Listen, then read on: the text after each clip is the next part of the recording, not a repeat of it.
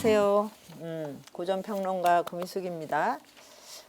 두 번째 만나니까 좀 어색하긴 한데 그래도 반갑죠? 예. 지난주에 이렇게 채팅창에 질문을 많이 올리셨는데 제가 하나밖에 답변을 못해서 요 관련된 질문 2개 하고 이제 오늘 강의로 넘어가겠습니다. 권혜영 씨라는 분인데 인간이 쉽게 먼 지역을 이동하게 돼서 이제 역병이 이제 퍼뜨려져서 이제 인류를 위기에 빠뜨리고 있는데 이건 이제 자본주의가 조장을 했고 그러려면 이제 한 곳에서 의식주를 해결할 수 있다면 좀 더 안전하게 살 수 있다. 그래서 지역 균등 거주가 관건이다. 인구를 좀 이제 인구가 이렇게 골고루 분포되어야 된다고 생각하시는 거죠. 예, 그거는 맞는데 그런데 왜 굳이 이렇게 인구가 많은 곳으로 밀집된 곳으로 자꾸 모일까요? 이게 더 중요한 거예요. 그러니까 그게 근원적인 외로움이 있기 때문이고 밀집된 곳에 있으면 내가 많은 사람들 속에 있는 것 같은 생각이 들어요. 근데 개인적으로는 사실 연결이 잘 안 되거든요. 그게 군중 속의 고독이라고 하는 지점인데 그러니까 이건 지역 불평등이 있고 사람이 어느 곳에 이제 많이 모이면 거기가 화려하고 뭔가 굉장히 삶이 의미 있어 보이고 굉장히 거기서 사는 게 더 가치 있는 것처럼 이런 이제 착각이 사실 들죠. 그래서 지구에 사실 인구 밀도가 낮은 데가 많은데도 굳이 이제 사람 모인 데 더 모이고 우리나라도 지방에 가면 빈집도 많아요. 거의 서울에서 그냥 월세 사는 분도 지역에 가면 바로 중상류층으로 뛸 수 있습니다. 그런데 아무도 그런 생각을 안 하시잖아요. 그거는 뭐냐면 인간은 인간 있는 곳을 원하게 돼 있어요. 이게 있고 그런데 궁극적으로 이렇게 하다 보면 불균형이 심해질 뿐더러 시골에 사는 사람은 사람이 없어서 괴롭고 서울에 이제 밀집된 곳에 있는 사람들은 너무 이제 이 생활비가 비싸서 괴로워요. 결국 다 괴롭게 되죠. 그리고 이제 이런 팬데믹이 왔을 때 대처하기가 너무나 어려워지는 거잖아요. 자, 이제 그러면 이제 여기서 인간이 근원적으로 원하는 게 뭐냐? 네트워크를 원한다. 그러니까 지역에도 내 친구가 있고 내 친구랑 뭔가 함께 할 수 있는 게 있다면 이렇게 서울에 와서 복작대고 안 삽니다. 이 비싼 월세랑 이 주거비를 감당하면서. 근데 그 관계를 어떻게 만들어낼 것이냐고.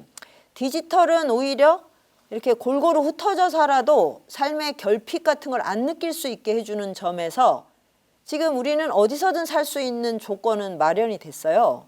문제는 사람과 사람이 연결이 안 되는 거예요. 자, 이게 이제 아주 중요한 주제입니다.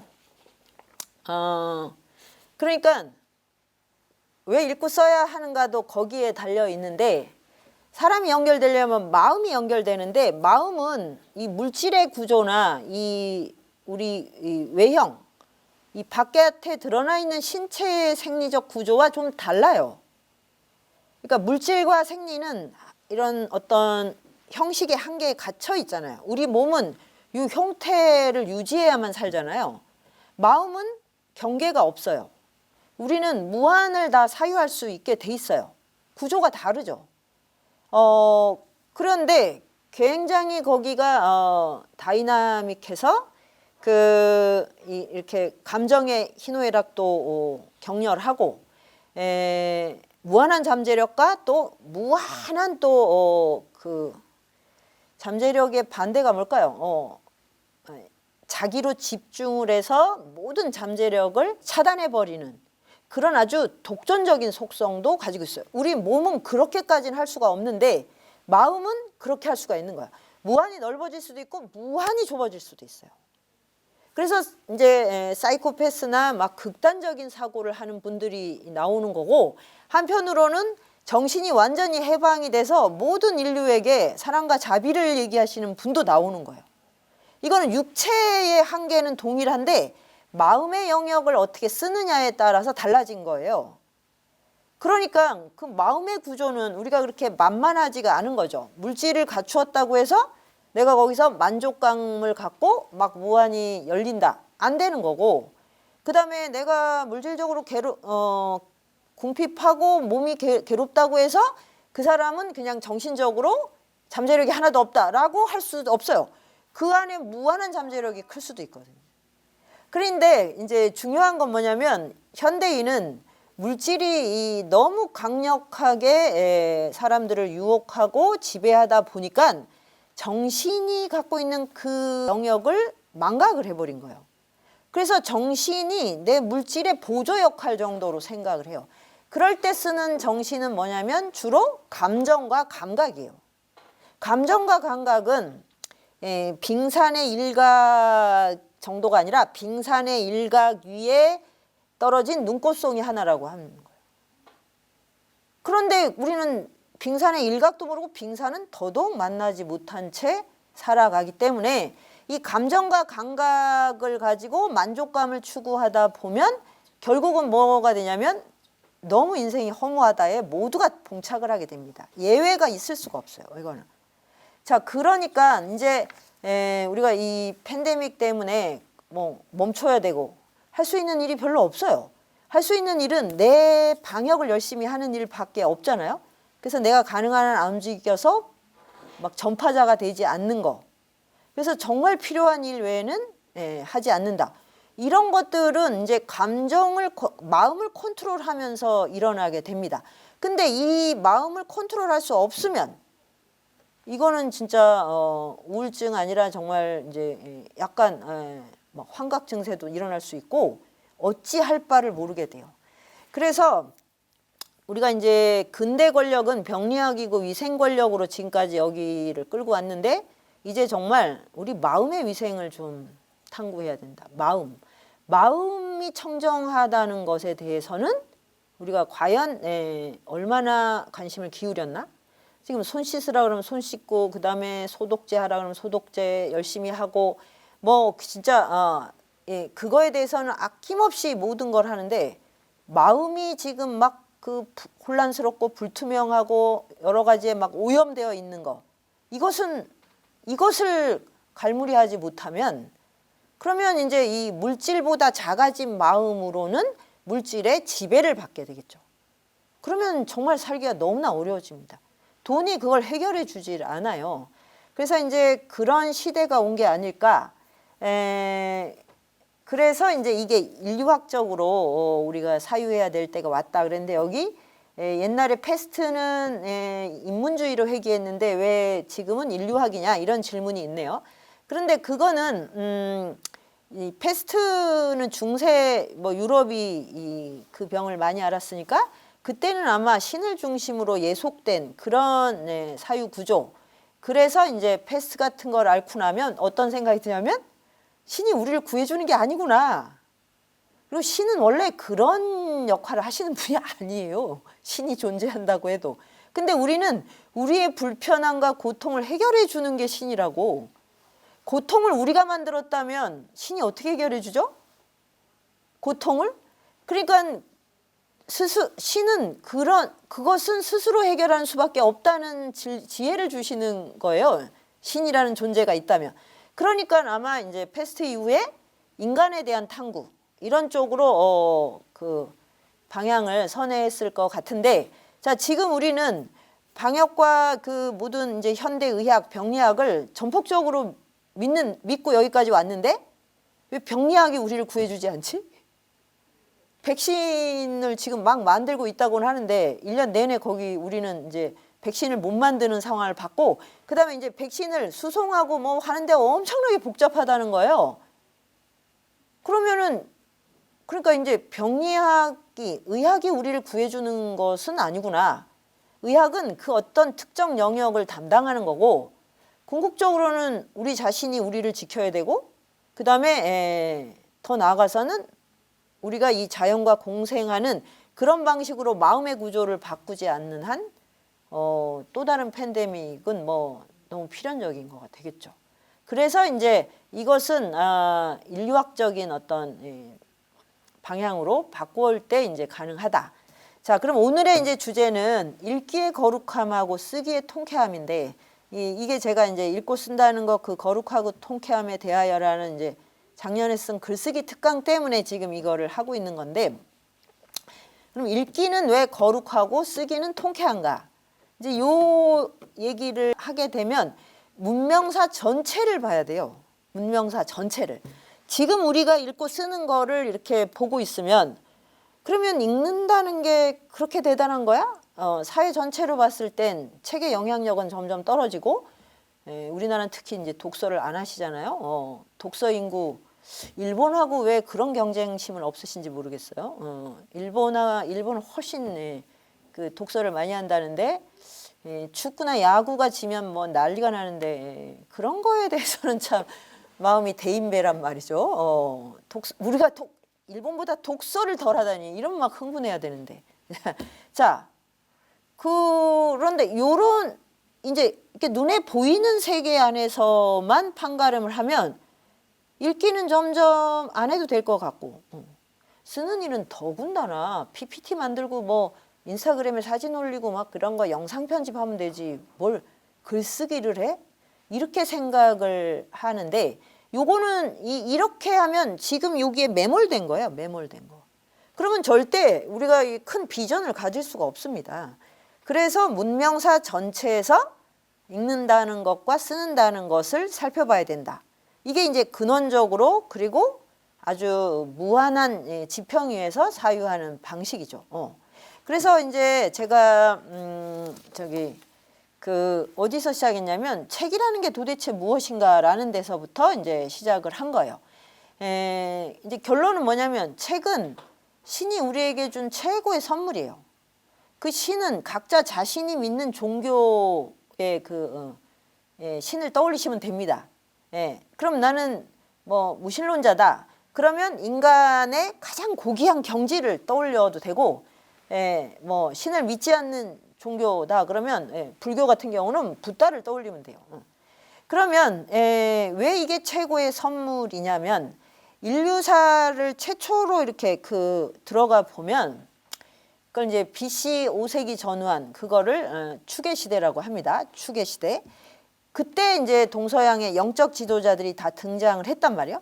그러면 이제 그거를 지혜를 언어로 표현했어요. 어떻게 살아야 하는가? 어떤 방향으로 삶과 죽음을 통과해야 하는가? 이 문제를 언어로 표현을 했어요. 그래서 언어를 표현한 다음에 이제 그걸 문자로 결합을 하면서, 문자로만 있으면 아직 책이 아닙니다. 그냥 문서가 되고 뭐 주간에다가 쓰고 뭐 이제 잎사귀에다 쓰고 뭐 이렇게 되는데, 드디어 책이라고 해서 딱 이렇게 하나로 완결된 그런 사물이 이제 등장을 한 거죠. 근데 이걸 하기까지는 인류의 문명의 모든 게 다 거기에 집중됐어요. 그냥 여러 가지를 하다가 이걸 한번 해본 게 아니고, 전 인류가 동일하게 모든 문명권에서는 책을 향해 달려왔다. 왜? 최초로 들은 신의 목소리, 가장 우리 내면에서 들리는 근원적인 메시지, 이거를 언어로 이렇게 전승하는데 시공을 넘어서 영원히 이걸 지속할 수 있는 거, 그게 문자고, 문자와 이 메시지가 만나서 책이 되는 게 아니고, 여기 뭐가 있어야 되냐면 종이가 있어야 됩니다. 종이. 근데 종이는 누가 만든 거예요? 누가 만든 게 아니라, 종이는 뭘로 만듭니까? 나무로 만들잖아요. 나무. 그래서 이제 종이가 어느 문명권에서 먼저 나왔냐, 이게 그 문명권의 수준을 결정해요. 중국이 굉장히 빨리 종이를 만들었기 때문에, 워낙 이제 땅이 비옥하니까. 그래서 그 문명의 수준이 아주 고도로 빨리 발전됐다고 보는 겁니다. 그러면 그거를 어떤 경로를 통해서든 받아들여 갖고 종이 제지수를 만들어서 책을 기어코 만들어내야 돼요. 그래야 그 문명권의 지혜가 불멸을 얻게 되는 거예요. 만약에 어느 지역에 우리가 원주민 이런 거하고 이제 문명 차이를 느끼는 게 뭡니까?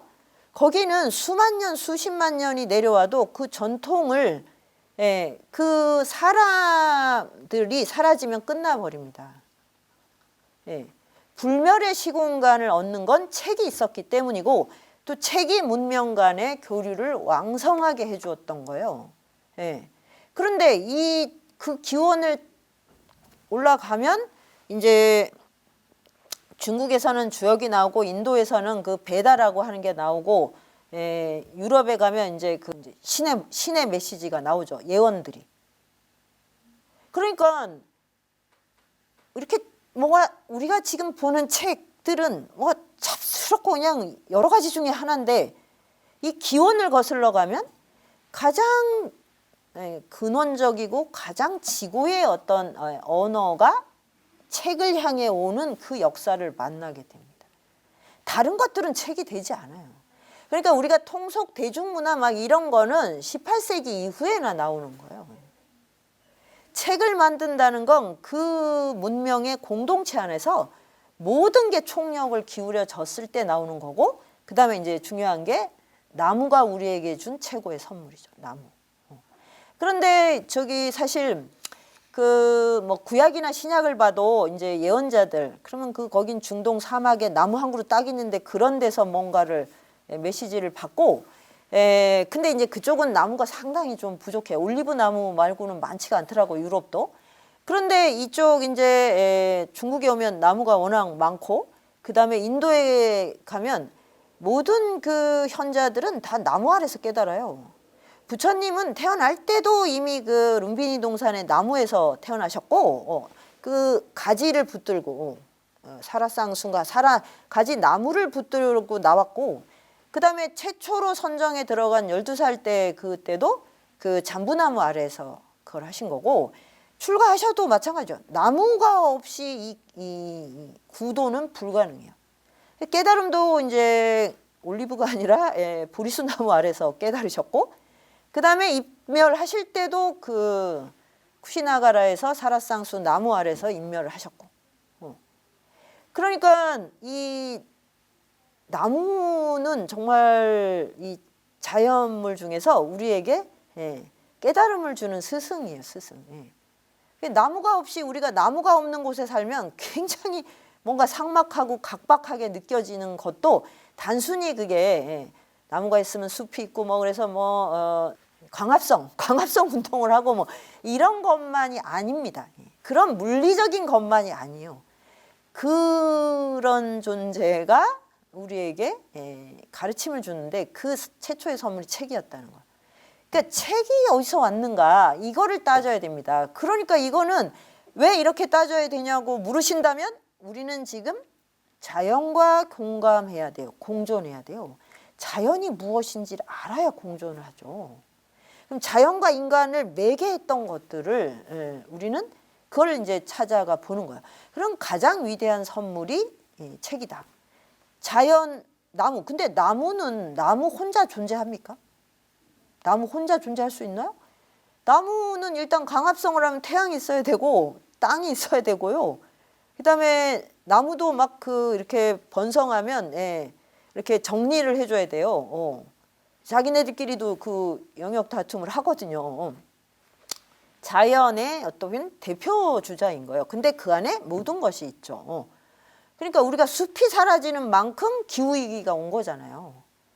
그러니까 이게 얼마나 의미심장합니까? 자, 그래서 이제 책이란 무엇이냐 이거를 되새기고 저는 학교에 들어가면 제일 먼저 아이들한테 책이 가진 이 거룩함을 얘기해 줘야 된다고 생각해요. 그러면 이거는 너무나 멋진 신화이자 동화이면서 너무나 멋진 이 인류에 대한 스토리입니다. 왜 이 얘기를 안 해줍니까? 책을 막 찍어낼 수 있으니까 상관없어. 그래서 뭐 지금 책을 그렇게 해서 뭐 신의 목소리를 다 깨닫고 지금 자연하고 공존을 하시나요? 못하잖아요. 못하고 있잖아요. 책에 그럴 때 이제 책은 이 책 신의 선물로서의 책 나무의 진짜 최고의 증여로서의 책 이것이 고전입니다. 몇천 년을 시공을 넘어 불멸했거든요. 그러면 이 고전을 사실 학교에서 다 배우고 있어요. 내용적으로 보면. 그런데 왜 책의 근원에 대해서 말해주지 않냐. 그러니까 저는 정말 참 이상해요. 그 왜 애들이 왜 우리가 이 재미없는 책을 배워야 돼? 다 노래하고 춤춰야지라고 하면 뭐라고 답을 할 거예요? 뭐라고 답하실 거예요? 그런 얘기를 아직 안 하는구나 애들이. 다행이네. 우리 다 저기 케이팝 하겠다고 어렸을 때부터 춤추겠다. 그리고 축구하고 야구만 하겠다고 이렇게 그래야지 성공하는 거 아니냐라고 하는데 왜 다 축구 야구 하는 애들한테까지 책을 주냐고요. 왜 노래를 그렇게 잘하는 애들한테도 다 책 읽으라고 하는가. 그 근원에 이런 맥락이 있는 거예요. 그래서 지금 우리가 멈춰서 아무것도 하지 마 이럴 때 책 읽는다고 야단 맞지 않죠. 근데 집에서도 뭐 계속 춤추고 노래하고 있어봐요. 그게 그러면 뭐 바로 층간소음 생기겠죠. 예? 책을 읽는 행위는 그 누구도 다 최고의 존중을 보내게 돼 있어요. 그러니까 이런 맥락을 이해를 해야 돼요. 이 디지털 시대에 이 화려하게 인스타그램으로 소통하는데 왜 책을 읽어? 라는 말을 안 한다고요. 왜 학교에서 책을 봐서 지금도 수능을 보기 위해서 지금 우리가 일주일 동안 얼마나 마음을 졸여야 됩니까? 그런 얘기 안 하잖아요. 이 질문하지 않잖아요. 왜? 이 거룩한 일을 포기하면 대체 무엇으로 우리는 우리 삶을 고양할 것인가? 이게 있다는 거고, 또 하나가 이제 신의 선물이니 뭐 이런 얘기 들으면 좀 애매모호하실 것 같아서 제가 아주 구체적인 얘기를 하나. 인류 문명 역사를 보면 이제 불평등을 해소하기 위한 끊임없는 투쟁과 혁명이었어요. 한마디로 딱 얘기하자면. 그러니까 인종 간 불평등, 계급 간 불평등, 신분, 남녀 성적 불평등, 뭐 온갖 종류의 불평등을 해소하기 위해서 끊임없이 싸우고 뭔가를 이루고 싸우고 이루고 했죠. 그래서 이제 특히 이제 자본주의 이제 산업혁명 이후에는 본격적으로 혁명의 시대였고 혁명의 규모도 컸고 어마어마한 이제 단위에서 투쟁을 어마어마하게 했어요. 그 이제 근거는 전부 불평등을 해소하는 거였는데 그런데 지금 우리가 그 모든 혁명 그리고 냉전이라고 하는 막 그 정말 지독한 전 지구가 쪼개져서 싸웠던 것까지 겪고 그래서 핵무기를 막 개발하고 1, 2차 대전을 겪고 지금 여기 도착을 했는데 지금 뭐 되게 불평등하다고 느끼죠. 지금 우리 되게 공정해라고 느끼시나? 근데 미국을 봐도 뭐 불평등이 아직도 진짜 어마어마하게 잠재돼 있구나. 그리고 우리도 다 불공정, 불평등 때문에 뭐 엄청나게 이제 마음이 막 분노로 꽉 차 있어요. 그럼 왜 이렇게 안 되는 거죠? 법이나 제도는 불평등을 해소하는 걸로 많이 만들어졌는데 왜 이렇게 우리 마음에는 지금 전혀 평등하다는 느낌이 안 들까요? 네. 그러니까 굉장히 많은 이제 그 혁명적 변화를 이루기는 했습니다만은 혁명이 성공해서 국가나 어떤 뭐 인종 뭐 이런 이제 주류가 생기면 바로 소수자들에 대한 차별이 시작이 되는 이 패턴은 계속되고 있는 거예요. 그래서 우리가 지금은 이제 계급이 뭐 있나? 계급적인 불평등 그거 가지고 뭐 나는 부자야. 그러니까 저기 가난한 노동자 백수를 뭐 무시해도 이렇게 못 해요. 그런데 그 안에 평등한 게 싫은 거야. 그래서 이거를 계속 내재하는 욕망이 있어. 그래서 뭘 합니까? 갑질을 하는 거죠. 저는 가불관계, 갑질 나왔을 때 진짜 신기했거든요. 이제 진짜 겉으로 할 수 있는 불평등, 이 격차가 없어지니까 저런 거를 가지고 저렇게 저거라도 그래서 가불병까지 나왔던데 그러니까 그 마음, 내가 누군가를 지배하고 내가 우월하고 그것을 행세하고 싶은 욕망의 구조는 안 바뀌는 거예요. 근데 자본주의는 능력거대에서 자기 이 사유재산을 확보해 사적 소유권을 보장해 주는 게 자본주의 법이잖아요. 그러니까 능력 차이가 커. 출발점도 달라. 그러면 우리가 만약에 그동안의 혁명을 통해서 훈련을 했다면 진짜 자본주의는 불가피하게 격차를 만들어내네. 그러면 내가 중산층이 되는 순간 이제는 그 이제 스타트 라인이 다르고 또 뭔가 뭐라고 하나 능력의 차이가 또 근원적으로 있고 그리고 이제 세대 간의 불평등 있잖아요. 중년은 어떻게든 좀 넉넉하고 청년은 지금 동등할 수가 없죠. 이런 식의 시차를 순환의 경제학을 통해서 이거를 그 해소를 해서 마음 안에 억울함, 분노 이런 것들을 갖지 않도록 해야겠다라는 인식의 혁명이 일어났어야 되는 거예요. 안 일어났어요. 왜 안 일어났을까요? 그러니까 이게 바뀌어야지 근본적으로 우리는 평등해지는 거예요. 왜 균질화되려고 합니까? 청년하고 중년이 어떻게 동일합니까? 경제적인 조건이? 그게 말이 됩니까? 그리고 이 전 세계가 인구 밀집에 이렇게 차이가 있는데 어떻게 이 불평등이 있어요? 그러면 인식이 그걸 바꿔야 돼요. 도시와 지역, 그 다음에 중년과 청년, 강남과 강북에 불가피하게 드러나는 차이가 있어도 이거는 물질적 구조에서 어쩔 수 없다. 그런데 그렇지만 우리는 능동적으로 그것에 대처할 수 있다. 이렇게 돼야지 이게 진정한 혁명이에요. 근데 이 혁명을 지금까지 이루지도 못했고 내가 딱 주류가 되는 순간부터 타자를 소수자들을 타자화하면서 차별하는 거를 그걸 어떻게 보면 더 습관적으로 했던 게 아닌가 이렇게 생각하면 그 많은 혁명이 참 무슨 의미가 있나 이런 허무주의에 빠지지만 저는 정말 딱 하나 모든 혁명은 모든 사람에게 책을 해방했다는 그래서 뭐 아직은 부족하지만 대견하다 이런 생각을 합니다. 그게 뭐냐? 모두가 자기 자신의 주인이 될 수 있는 길은 책밖에 없어요. 물질적으로 나눠줘도 소용없어요. 프랑스 혁명 이후에 그 로베스피에르 이런 막 급진파들이 막 과격하게 그냥 막 개혁을 하고 막 그러니까 다 단두대에 맨날 뭐 단두대에서 목을 치다가 자기들이 다 또 단두대에 올라갔잖아요. 그러니까 기득권자들과 부자들에 대한 증오로 막 똘똘 뭉쳐서 그거를 다 없애고 물질을 나누어 주면 혁명이 되냐? 안 됩니다. 왜? 마음 안에 분노와 그리고 차별을 만드는 이게 가득 차기 때문에. 그러니까 우리가 이제 기득권이나 너무 그냥 막 압제했던 사람들을 처벌을 하면 되게 시원한데 시원한 건 잠깐이고 그 안에 있는 분노와 폭력이 내재돼요. 이게 인도 사상에서 말하는 까르마일 거예요. 이거를 해소할 수 있는 길은 이 정치적 제도에는 없어요. 그래서 이제 그 혁명사를 보면 진짜 막 뭐라고 할까?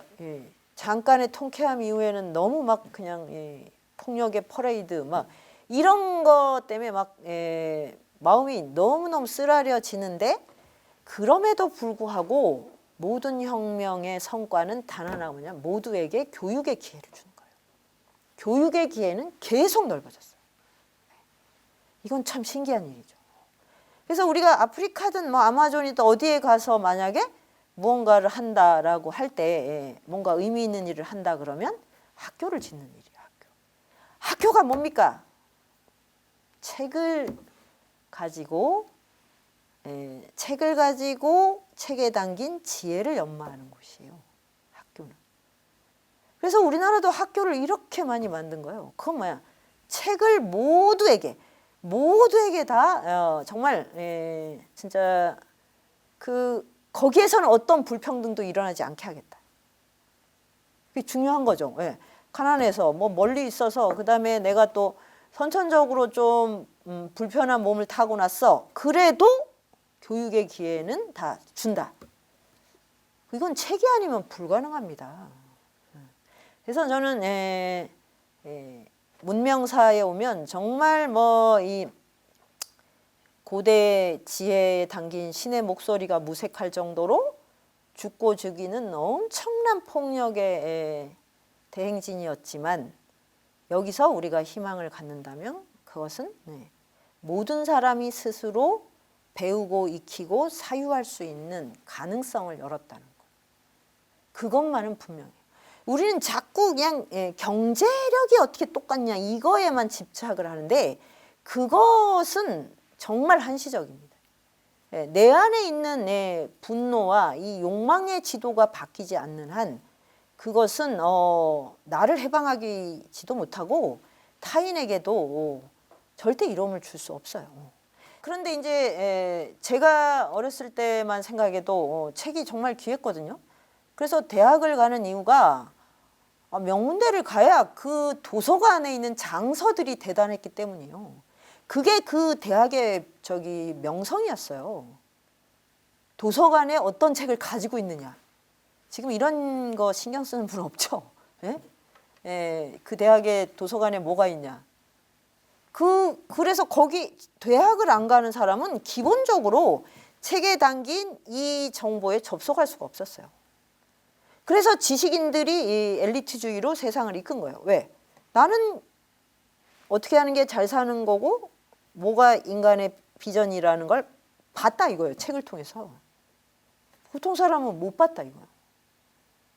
그럼 이 불평등 이거 심각한 문제잖아요. 근데 대학이 많아졌는데 그래도 대학은 격차가 생겼어요. 왜냐하면 장서의 수준이 다른 거예요. 그런데 디지털은 책을 다 저거로 만들어 버렸잖아요.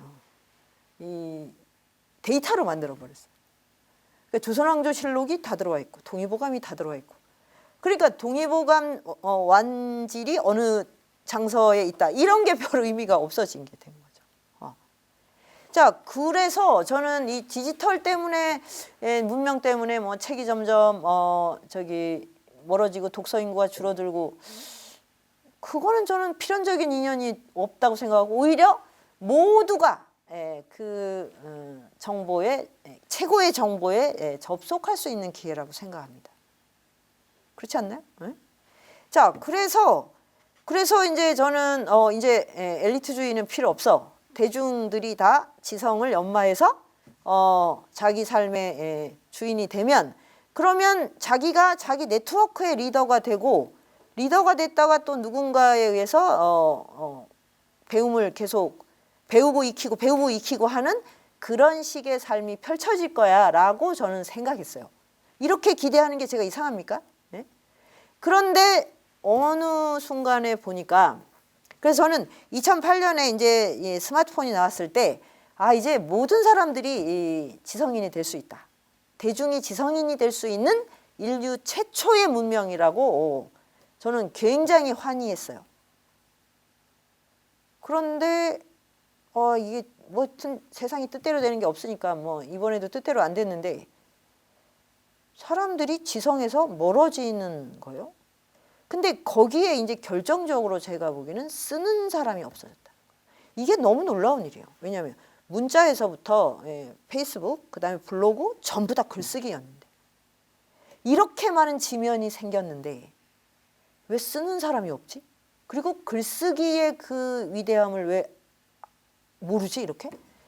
그게 저 너무 놀라웠습니다. 그 이전에는 지면 자체가 너무 한정돼 있었어요.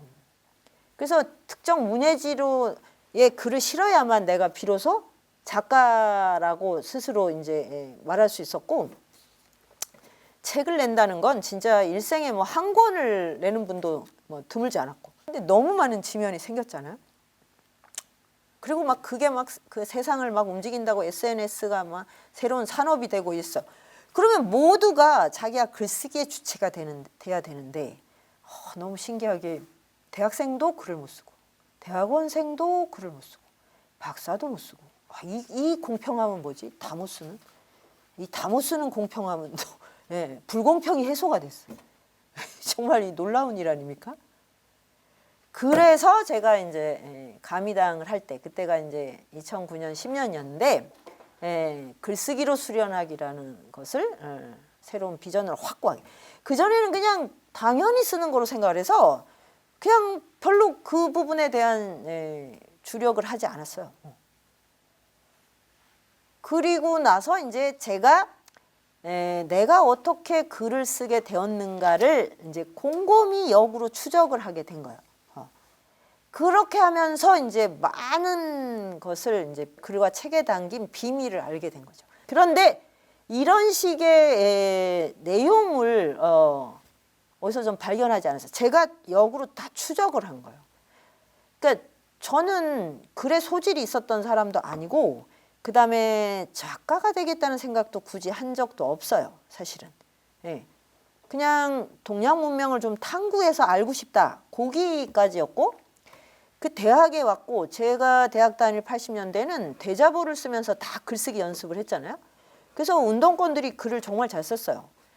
그리고 근데 저는 당연히 뭐 운동권이 아니었으니까 글쓰기 연습을 못했고 제가 다닌 과는 레포트를 내라고 하지도 않아가지고 4년 동안 레포트 한 번 썼어요.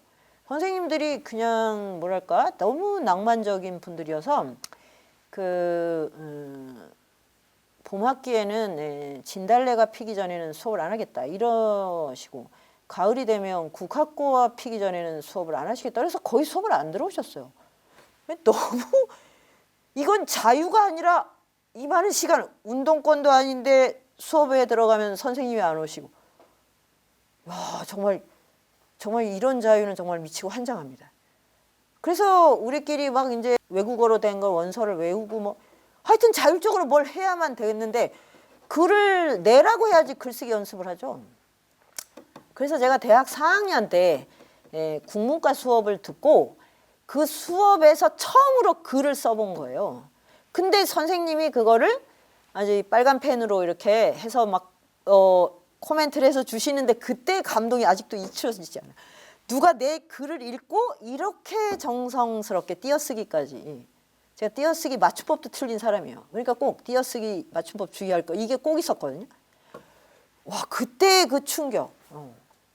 그래서 한 학기에 그 몇 번을 내야 되니까 굉장히 긴장해야 돼. 한 과목을 들었는데 다른 몇 년 동안 대학 다닌 것보다 더 많은 이 집중력을 갖게 됐다는 거예요.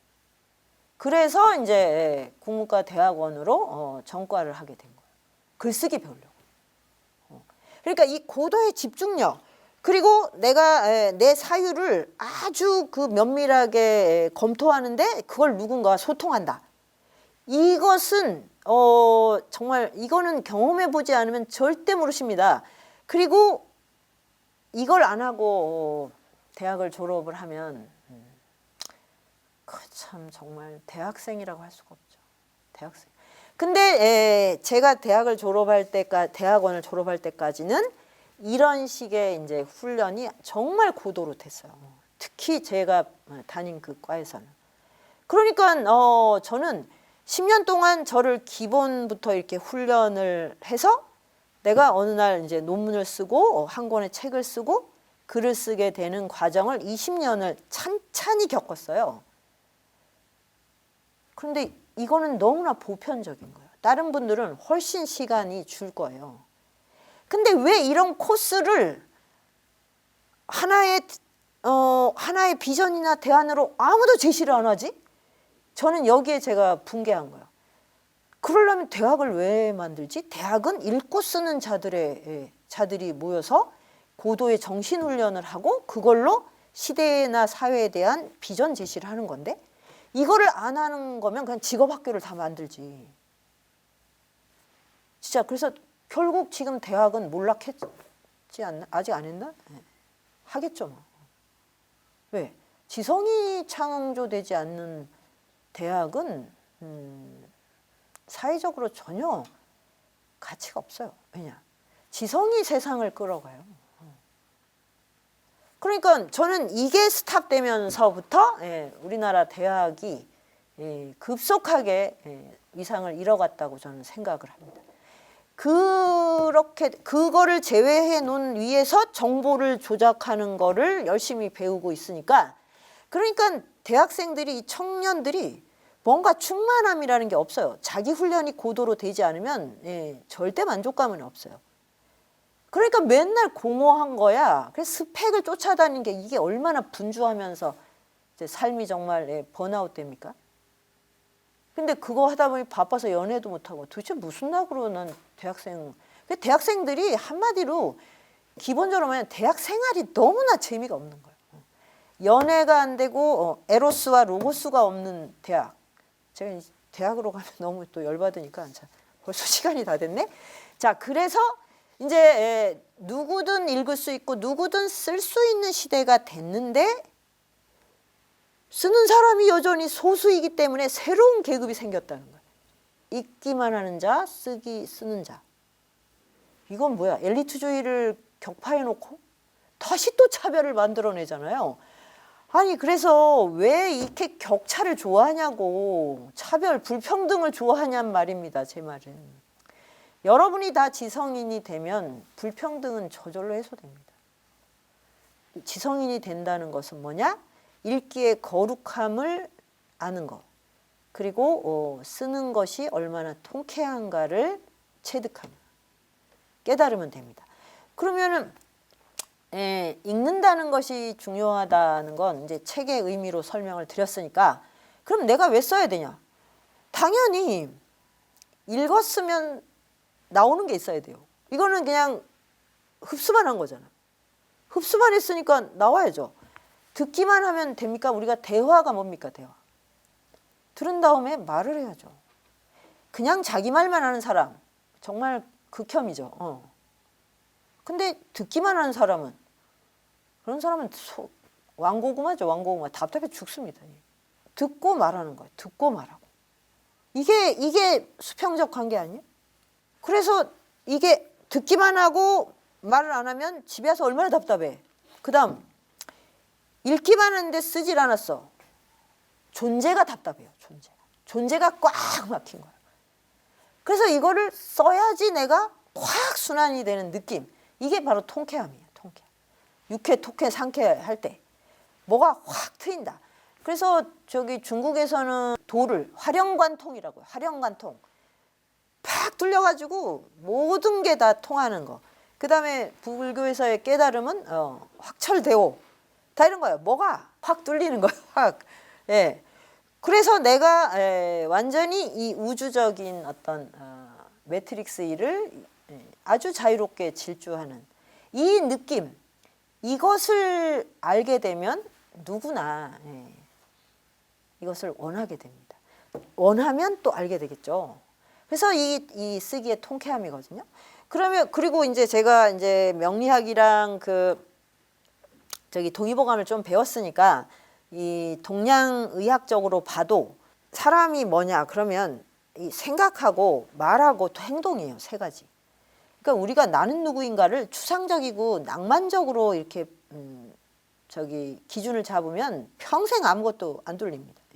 나는 누구인가 이런 식으로 아주 구체적으로 이렇게 탐구를 들어가야 돼요. 그러면 나는 오늘 내가 한 생각이고 오늘 한 말이고 오늘 내가 움직인 행동이에요. 행동. 발이 움직이는데. 그래서 이거는 먹기도 하고 먹는 것도 되게 중요하죠. 먹어야 움직이니까. 먹어야 또 말을 하죠. 그래서 뭘 먹냐 이게 나고 무엇을 말하냐 이게 나란 말이요. 그런데 내가 읽고 듣기만 하고 쓰지도 않고 남에게 말을 안 했어. 그랬을 때 어떻게 됐어요? 생각은 생각대로 꽉 막혀. 말은 몇 개 단어가 없어. 책을 아무리 읽어도 내가 그거를 연습을 하지 않으면 단어가 안 나와요. 굉장히 뭐 대단한 철학책을 읽었다고 해서 우리가 그 언어를 쓸 수 있나요? 못 씁니다. 자꾸 연습을 해야 쓰는 거예요. 그리고 말하고 행동이 이렇게 바뀌면 내 발이 아주 다른 곳에 가 있게 됩니다. 멈추는 걸 또 알게 돼요. 멈추는 게 어떤 행동보다 더 능동적이라는 것도 알게 돼요. 우리가 왜 명상이나 기도 같은 게 더 거룩하냐면 움직이는 것은 일차적인 거예요. 스탑하는 게 더 어려운 거예요, 사실. 왜냐하면 멈춤도 운동이거든요. 고도의 운동 에너지가 있어야 우리가 멈추는 이 내부로 딱 그 에너지를 끌어당기는 그런 활동이 가능합니다. 우리는 이렇게 막 이거는 어떻게 보면 그 활동 에너지에서 되게 일차적이고 낮은 단계입니다. 멈춰 있을 수 있는 거. 왜 기공이나 이런 거 저는 안 해봤지만 요가도 이렇게 어떤 자세에서 멈춰가지고 막 4, 50분을 있게 한다 그러더라고. 거의 죽어난대요. 뭐 기마자센가는 5분인가 하면 온 전신에 땀이 난다고. 저는 한 30초밖에 안 해봤어요. 못 해보겠더라고요. 그런 게 뭐냐면 멈추는 것이 가장 어렵기 때문에. 근데 이런 것을 할 수 있으려면 내부 에너지가 있어야 되잖아요. 내부 에너지. 내부 에너지는 인식과 욕망의 구조의 변환이거든요. 그러니까 이거를 어떻게 순환을 할 것이냐. 그러면 생각, 말, 특히 생각과 말의 연결고리. 이거를 바꿀 수밖에 없죠. 그게 글쓰기라는 거죠. 글쓰기보다 더 고도의 훈련은 없습니다. 그리고 우리가 이제 책을 보고 인생에 대해서 많은 걸 배우잖아요. 그러면 감사하죠.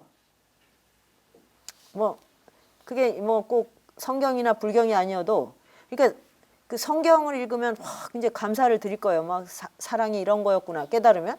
그 다음에 불경을 읽으면 부처님은 특히 스승이기 때문에 부처님 제자들이 갖는 이 기쁨은 뭐냐면, 어떻게 이렇게 살아서 이런 스승을 만나서 이런 가르침을 듣게 됐을까인 거예요. 그게 너무나 감사하기 때문에 그 계율을 지키고 저기 참선하고 하는 그 힘이 나온다는 겁니다.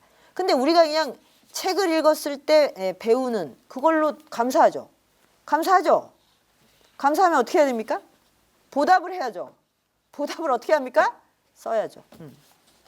그래서 뇌와 혀하고 손이 이렇게 매끄럽게 움직이는 요거를 이제 저는 그 유쾌한 삼중주라고. 그럴 때 이제 존재가 굉장히 자유롭고 당당할 수 있다. 참 시간이 됐네요. 여기까지 일단 오늘은 저의 횡설수설을 마치겠습니다. 자, 그러면 질문. 그 질문 올라왔는데 읽어드릴게요. 요즘에는 연예인 일반인들도 에세이나 자기계발서, 행기 등을 책으로 출판하거나 인터넷에 연재하는 경우도 많은 것 같습니다. 선생님께서 보시기에 이러한 현상은 환영할 만한 현상이라고 생각하시는지요? 충분한 독서나 사유가 결여된 무분별한 글쓰기에 대한 선생님의 생각이 궁금합니다. 그거는 사실 별로 제가 관심 갖고 싶지 않은데, 그 글쓰기에 대해서 제가 막 이렇게 얘기하면 꼭 그 질문을 하더라고요. 그건 제가 얘기한 지금 책의 정의 안 맞잖아요. 그거는 상품이잖아요. 그런데 내가 상품으로서 이거를 만들었을 땐 그거는 책의 정의가 아니라 북상품이죠. 그러니까 저는 그게 별로 뭘 어떻게 해야 되는지 특별히 그냥 그림을 배워서 전시회를 한번 예쁘게 해본다 이런 거 하고 에세이를 한번 써서 이렇게 나의 좀 경력을 아름답게 하고 이런 건 취미 활동인 거고, 제가 얘기하는 건 자기 자신과 이 세계에 대한 질문이 있냐 없냐예요. 그래서 이건 상품이 될 수가 없어요. 그게 베스트셀러가 되든 한 권도 안 팔리든 간에. 그리고 이걸 향한 작업으로서의 글쓰기인 거예요. 그러면 당연히 글쓰기 테크닉이나 이런 게 없으면 되게 서툴고 굉장히 뒤죽박죽일 수 있어. 근데 그 순간에 이제 그걸 함으로써 뭘 봅니까? 자기가 얼마나 사유가 혼란스러운지를 알게 되는 거예요. 거울에 투영해 보는 거죠. 이런 과정을 거쳐야 돼요.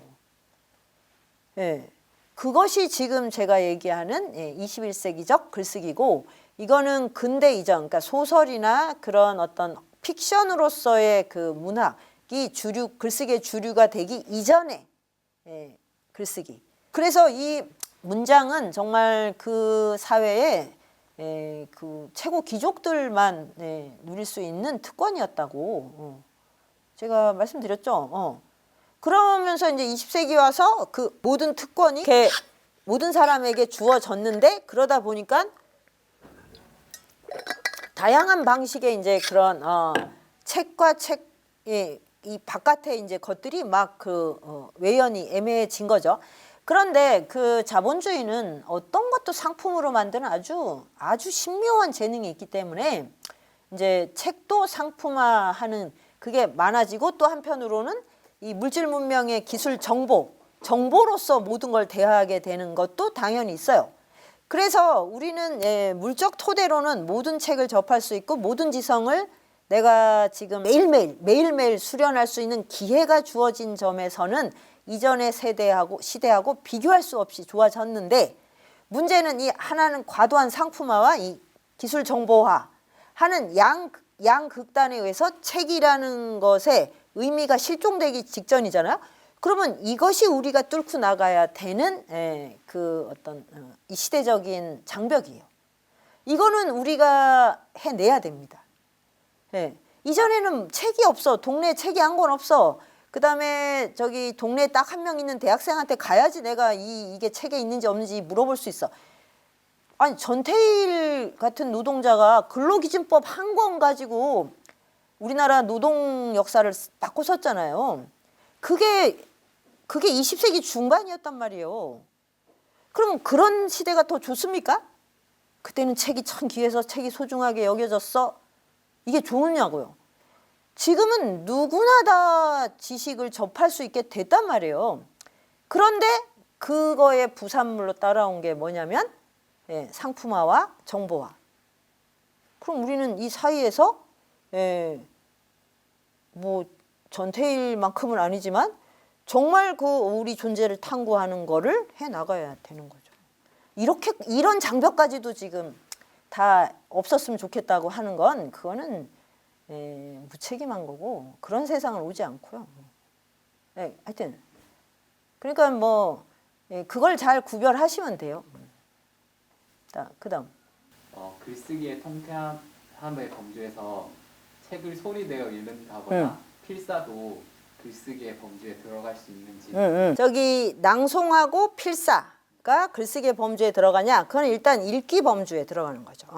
우리가 읽는 것도 20세기 이후에는 묵독 위주로 돼가지고, 그래도 학교에 가면 책 읽는 소리가 들렸어요. 우리가 왜 바둑아 영희야 뭐 나하고 놀자 이런 그런 게 귀에 있고, 뭐 하와유 뭐 제임스 그러면 뭐 이제 뭐 파인 땡큐 막 이런 게 소리내서 읽어가지고 우리가 이거를 약간 유머처럼 쓰게 된 거거든요.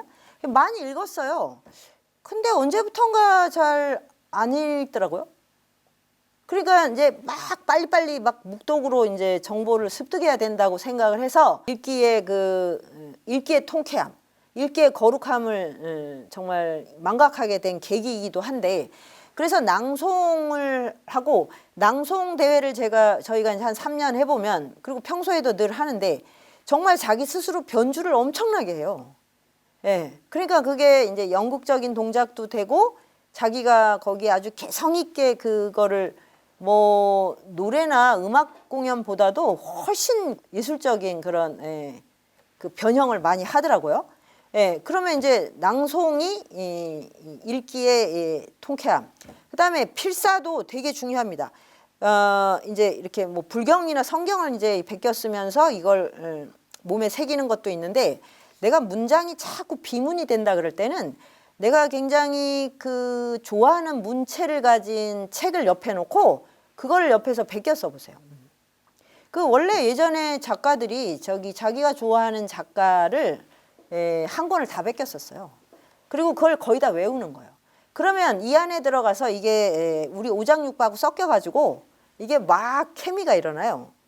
그러면 내가 그거를 적당히 변형해서 어떤 문체가 나옵니다. 둘 다 이제 읽기의 과정이기도 하고, 이 나중에 쓸 때 굉장히 중요한 토대가 돼요. 그래서 암송이나 몸 안에 이제 문장이나 단어를 새기는 게 되게 중요해요.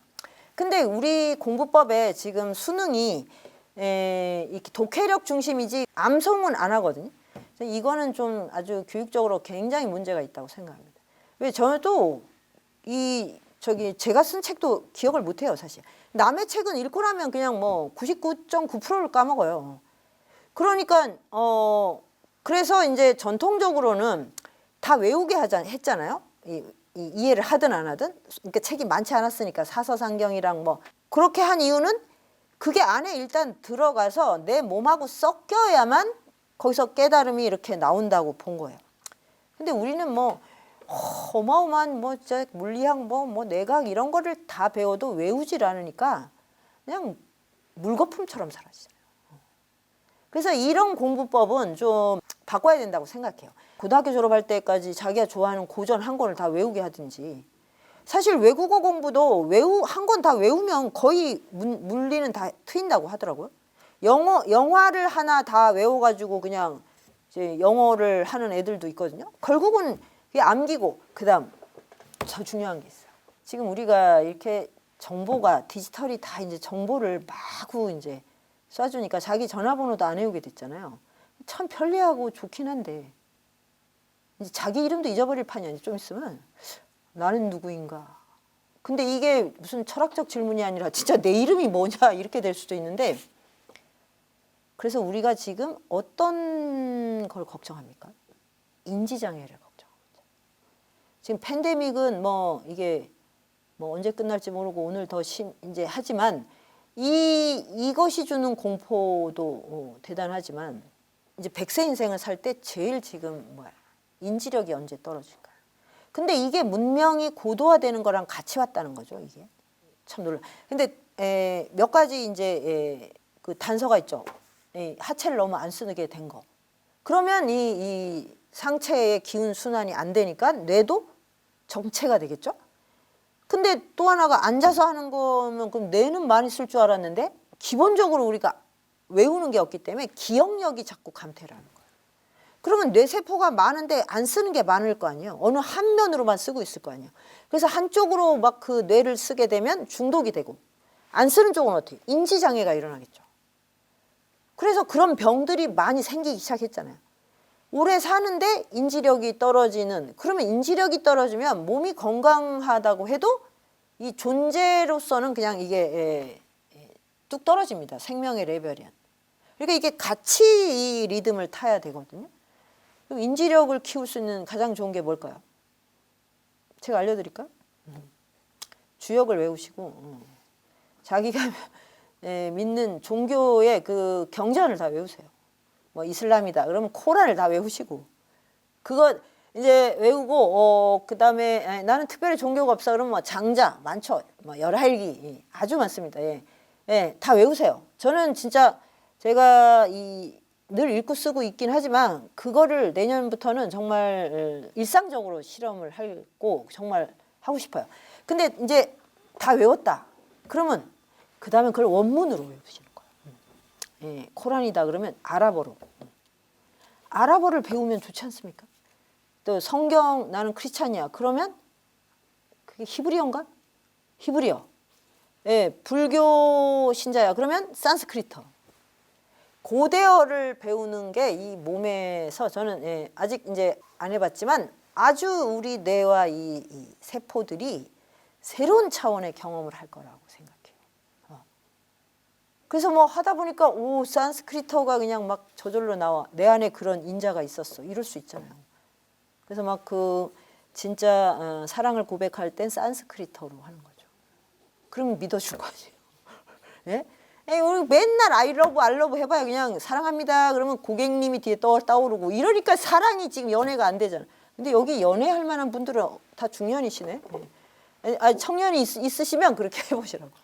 얼마나 이게 멋지고 유머러스하고 유머와 지혜가 같이 있는 거잖아요.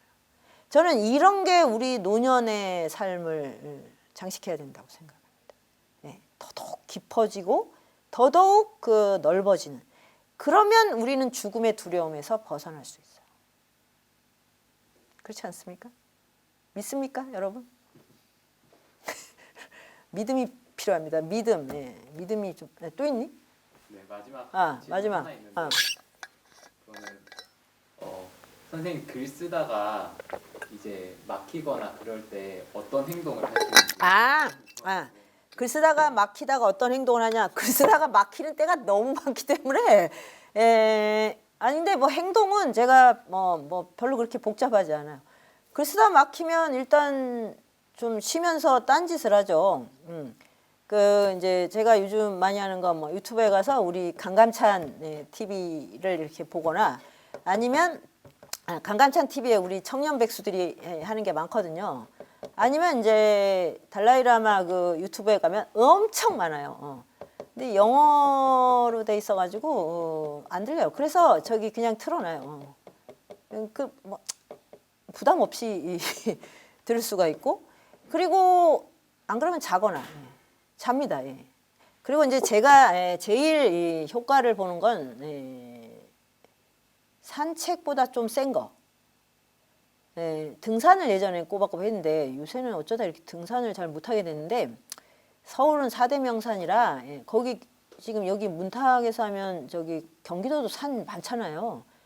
그러니까 그 산에 오르는 거랑 남산 산책하는 거. 그 산책을 정말 10년 이상 했어요. 그 수유연구실 시작했을 때부터.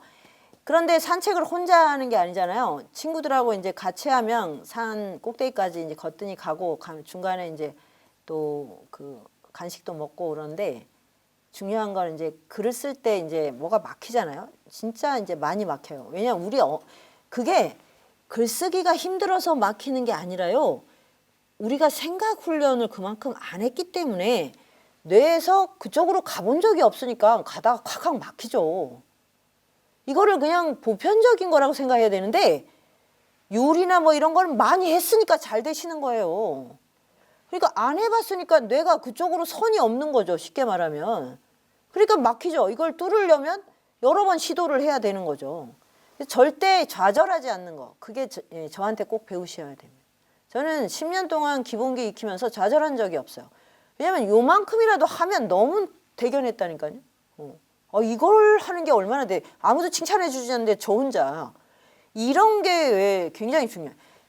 근데 이거를 뚫으려면 이제 발을 움직이는 거랑 말을 해야 돼요. 그래서 제가 열할기 웃음가역설의 유쾌한 시공간 처음 리라이팅 할 때는 정말 매일 읽고 그걸 이제 뭐라고 쓰는데 그거를 공동체 하면서 틈만 나면 떠들었어요.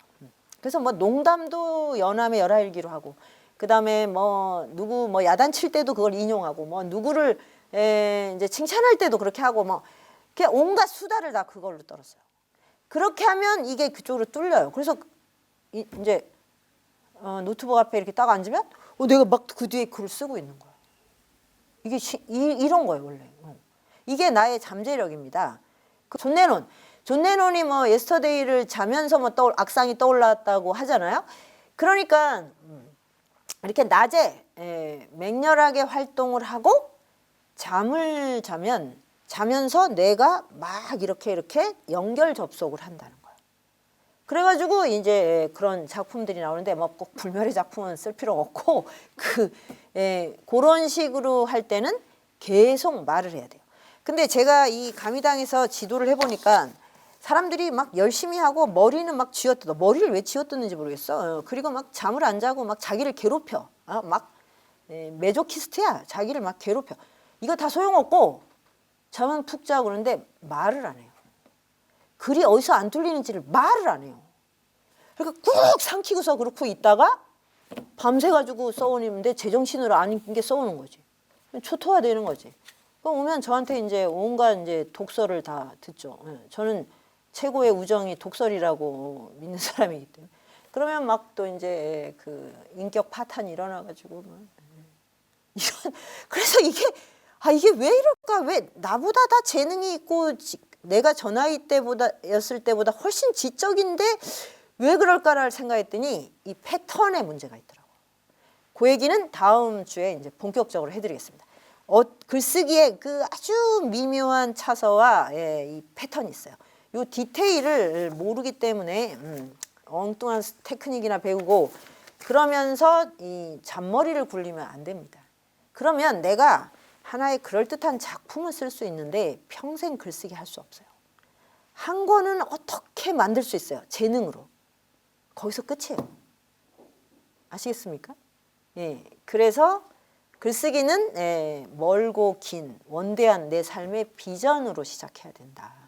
그래서 제가 자꾸 이렇게 올라가서 신의 선물이며 나무와 우리와의 그 우정이며 뭐 이런 얘기를 하는 이유가 바로 거기에 있습니다. 자, 다음 주에 뵐게요.